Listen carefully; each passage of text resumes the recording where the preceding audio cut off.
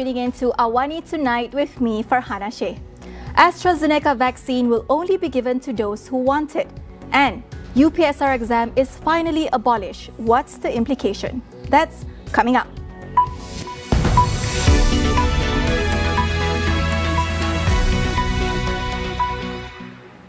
Malaysia reported the highest number of daily COVID-19 cases since February.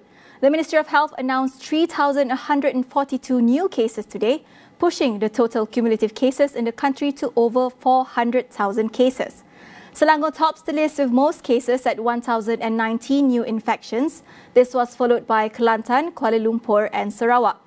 The Health Ministry also said in a tweet that 15 new fatalities were reported, bringing the death toll to 1,477. The government will drop the controversial AstraZeneca vaccine from the National COVID-19 Immunisation Programme. Both Coordinating Minister Khairi Jamaluddin and Health Minister Datuk Seri Dr. Adam Baba agreed today that the Oxford vaccine would instead be given to those who want to take it voluntarily. Khairi said that the shots would be administered at dedicated vaccination centres or PPV on a first-come, first-served basis. Khairi then reassured the safety of the vaccine, which is also known as Covishield, but said the decision was made to avoid disrupting the ongoing immunisation program. He added in a tweet that the first PPVs will be in the states of Selangor and Kuala Lumpur, while dedicated booking system would be announced soon. The government secured a total of 12.8 million doses of Covishield, partly from the COVAX facility, and are expected to receive 600,000 doses by June this year. The Ministry of Health found that smokers were twice more likely to get COVID-19 complications as compared to non-smokers. Its Deputy Datuk Dr. Nur Azmi Ghazali said the possible complications were liver damage, kidney damage and acute respiratory syndrome. The ministry conducted a study together with National Institute of Health, International Islamic University Malaysia and University Putra Malaysia on 5,889 positive COVID-19 cases in the country between February 1st till May 31st last year. Out of the total cases studied, 791 were found to be smokers. According to the research, 19.2% of the smokers infected with COVID developed kidney infections that varied within 3 levels. 112 cases without breathing assistance, 35 with breathing assistance and 13 critical. Prime Minister Tan Sri Muhyiddin Yassin urged Malaysian authorities to adopt a more prudent approach in ensuring the COVID-19 standard operating procedures are adhered. He said while being firm, authorities should also practice discretion and humanity when taking actions against those who flout SOPs. His statement came after a storm of criticism by netizens on social media after authorities slapped huge fines to small stall owners for operating beyond the 10 p.m. limit.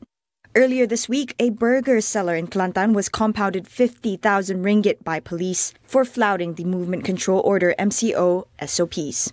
Muhyiddin also added that he sympathized with those who struggle from the impacts of the pandemic towards the economy, business owners and hawker stalls alike. Senior Education Minister Datuk Dr. Razzie Jidin announced that the Primary School Achievement Test or UPSR will be fully abolished starting from this year. Meanwhile, the Form 3 Assessment Examination or PT3 will be cancelled only for this year. Razzie said the decision to abolish the UPSR was made after obtaining input through various processes involving more than 1,700 participants, comprising teachers, parents, students and association nationwide. The assessment method for Year 6 students will now be focused on strengthening school-based assessment PBS, while admission to boarding schools for 2022 will be based on specific schools admission assessment PKSK. Regarding PT3, he added that the decision to cancel the exam was due to the fact that students had not enough time to prepare, especially with the lack of face-to-face schooling following the COVID-19 pandemic. After 33 years of existence, the news of UPSR exam being finally abolished has been received well by many students, parents and teachers. The move towards ongoing assessment as opposed to exam-focused system is welcomed, as many believe that the public exam has caused unnecessary stress to Year 6 students. We speak to Harry Tan, Secretary General of the National Union of the Teaching Profession, to get his input on the significance of this decision and how it will impact the education system moving forward. The reason why we want this public exam scrapped is because that it does not serve its purpose of ensuring our students get a wholesome education. Now, if you were to take a leaf from our neighboring country, Singapore, and also countries, developed countries, there are those that did well in the PISA assessment, the International Student Assessment, all right, where they are way at the top. All of those countries have already scraped the public exams for their primary or elementary students. Okay. Now, I understand the concern of many parents. They say that, oh, if we cannot if we were to scrape this public exam, how are we to assess our students' our children's achievement? Well, as I said, we are just only against this public exam, UPSR, but the whole process of evaluation, of testing, and so on and so forth is still there. That means the students still have to undergo monthly exams, they have to undergo mid-year exams, year-end exams, coursework, quizzes, tests, and so on and so forth.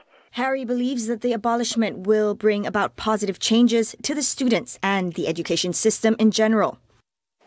We believe that the scrapping of this exam will affect the students positively, in the sense that right now, our students are only good at regurgitating what has been taught to them, because the ultimate aim at the primary school level is just to get A's.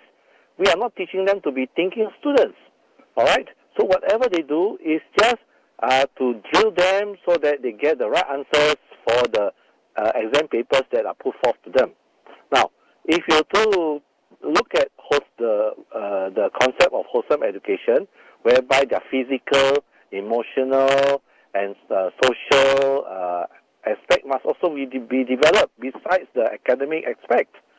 So these are what we want to see a student that really when a student undergoes the system, he comes out as a better person, and just not only be well versed in his academic studies. And we thank the Ministry of Education for listening to the voices of the grassroots teachers. For this is something that we've been fighting for since 5 years ago, more than 5 years ago. And with this new decision, the abolishment of the UPSR, which is a public exam, we think that this doing away with the UPSR will augur well for our education system, which we now can concentrate on providing wholesome education to our primary students. We'll take a short break. Stay with us.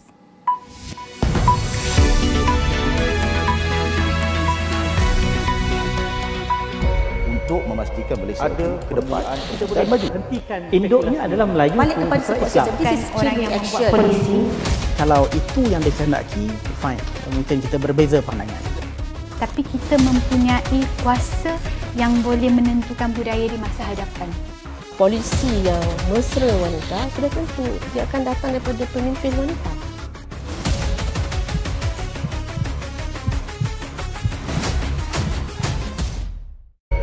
untuk memastikan Malaysia ada ke depan kita boleh maju. Hentikan induknya adalah Melayu. Balik kepada Islam. This is orang yang membuat polisi.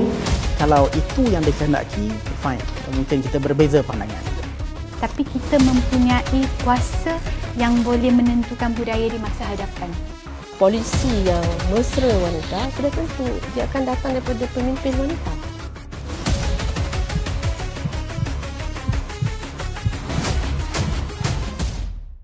Kini berwajah baru. Ini pula susulan khas pesawat Back Air di Kazakhstan. Pesawat berkenaan dilaporkan tergelincir 2 kali. Welcome back. The new COVID-19 variant feared to be causing the surge in cases in India was found in more than a dozen countries. The World Health Organization announced the B.1.617 variant was detected in over 1,200 sequences from at least 17 countries. According to the Open Access to Genomic Data, the sequences were mainly detected in India, the United Kingdom, USA and Singapore. The WHO recently listed B.1.617 variant, which counts several sublineages with slightly different mutations and characteristics, as a variant of interest and not a variant of concern. However, the organization did not dismiss that the variant has a higher growth rate than other circulating variants in India that suggested potential increased transmissibility. India is facing a surge in new cases and deaths in the pandemic, and fears are rising that the variant could be contributing to the unfolding catastrophe. Countries in the European Union are concerned that the plan for introducing a vaccination certificate would face a myriad of problems if the nations fail to build a joint system. The 27-nation bloc senior official warned of today's risk of disjointed COVID vaccine records. The EU is pushing to launch a shared digital health pass to allow tourists to travel freely this summer. However, discussions are not yet settled on costs, data and privacy issues, as well as technical and medical aspects of the new system, among others. As the bloc is now facing a third wave of infections, skeptics say discussions about restarting free travel are premature given low vaccination levels on the continent. The European Parliament has finally ratified the post-Brexit trade deal between the European Union and the United Kingdom, nearly 5 years after Britain decided to leave the bloc. European lawmakers endorsed the free trade agreement with 660 votes in favour, 5 against and 32 abstained. The result was announced on Wednesday after a vote late on Tuesday. The trade and cooperation agreement was struck on Christmas Eve but has been operating provisionally since January. The deal provides the framework for Britain's new relationship with the 27-member union, 5 years after British voters shocked the world by voting to end its 47-year membership. Children in South Korea may be allowed to take their mother's surname as the government plans to change the current system, prioritizing paternal roots when determining a child's family name. The framework is aimed at encouraging inclusivity and will serve as a basis in structuring family-related policies over the next 5 years. Under the South Korean law, children must take their biological father's surname unless the parents had agreed at the time of marriage registration to use the mother's surname. Minister of Gender Equality and Families said such a system may lead to discriminatory perceptions among children of various families. The surname system was a part of a 5-year plan on the framework of family, which seeks to include various types of family units, such as single-person households and unmarried cohabitating couples, into the legal definition of a family. How do we begin to remedy gender inequality and backward cultural practices in the classroom? Tonight on Consider This, we speak to our panelists about how we can make school a safer place. That is all we have for you on AWANI tonight. Get the latest news update on COVID-19 and COVID-19 vaccines from astroawani.com and Astro Awani app. I'm Fana Sheikh. We'll see you again.